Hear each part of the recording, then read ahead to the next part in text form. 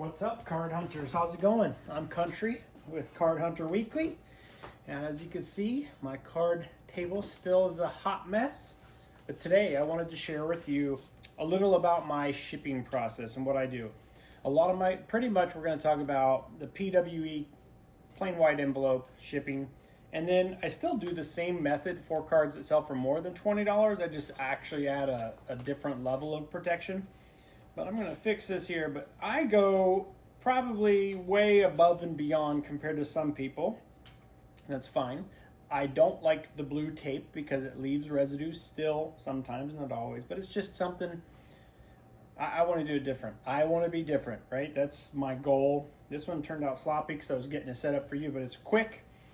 So what I do is I utilize a lot of my junk wax or stacks of cards that I'm going to donate or give away, throw away, whatever I'm going to do with them. Stuff that is not getting sold on eBay. So I will list a card, it will go into my inventory, and it will be in a box. And these are 4 or 5 row boxes. And I always put a 3-digit number, numerical value, I guess, something on my title. The last 3, it's going to be something like A2P, A2P or A1R. Okay, so it's box A, row 1, column 1, row 1. R is the letter, and I put I'm going to have to just show you. Anyways, that's my label. It's my identifier. Every card I ever list has a 3-digit, like A or box, let's say C, box C, row 2, column B. And I go back to the B, I pull out the B, find the card. Very simple. There's only 20, 30, 40 cards at most per section, so I can sort through those quickly, match up the card, find it, ready to ship, okay? Moving on.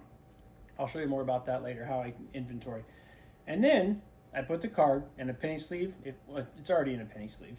And then I will put it into a top loader. And then that top loader card will go inside a team bag. And then I cut the corner of the team bag just slightly, one of the bottom corners, so air can come out when you compress it flat.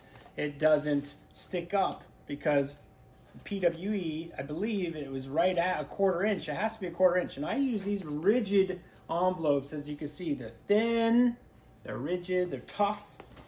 But what I do is I take I'm going to show you, I'm going to come closer. I take my junk wax cards here, right? I fold them and I cut them at an angle so they all turn out like this. And then I put one on each end of my card in the top loader, in the team bag, put a piece of tape on the back. So when my buyer gets this card, it's like this. Yeah, it's normally not as crooked as that one. Like I said, this is a quick setup for you. It comes in the sleeve in this nice rigid envelope, which we'll put right here so you can see. And then I'll seal it. I'll even put tape on the back. And look, it doesn't shake around. It doesn't move either direction. You don't hear it. It's great. And you can even buy these a little bit smaller. I think they're 5x7s. And then the label fits perfectly on it. These are just bigger ones I have. So anyways, it goes in there. It's nice and smooth, right? And it doesn't, look, it doesn't fold. It's very tough. It comes in nice. My buyers are happy. They all love the shipping. They pull the card out because look, so that's one of my favorite things is tease them a little bit, right? They open it up, they peel it, and they're like, oh, look. They see at the top, they're like, oh, I got hosed, right? They took advantage of me. They sent me an 87 tops. Oops. But then they pull it out and like, oh, wow. And then they're completely changing their tune, right? And then all they got to do is pop it out right here and pull it off, right? Pull it off, and they have it perfect. And they get to save the team bag. They get to save the top loader. There's no blue tape. When I put it on there like this little angle right here, as you can see, keeps it compressed right there. It's actually perfect and I put them in nice and centered, but it does it like this, and it keeps it nice. It keeps it protected from sliding around. That is just Country's quick, simple process for shipping cards.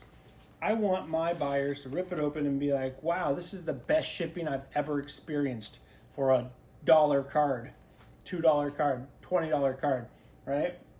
And then, like I said, if it's not PWE, I'll put another level of maybe cardboard, or I have certain things that I'll put on here, or even put it in another thick envelope. If it's an expensive card, it'll get a small envelope that's rigid, and it'll go inside this, so it's super, super protected. I don't know if that made sense, but that's it. That's the way I ship my cards.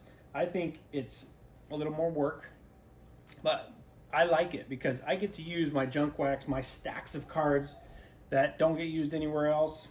I make them part of the process. So go to cardhunterweekly.com, sign up for the free newsletter, go and get these collections, leads on collections that I give you for free all around the country. Don't forget that. You definitely want to sign up there. Otherwise, let me know how you ship. Give me some comments, give me some feedback, get any questions. I'd love to help, but that is my eBay shipping process, and that's about it. So until next time, take care. I'll see you on the next round.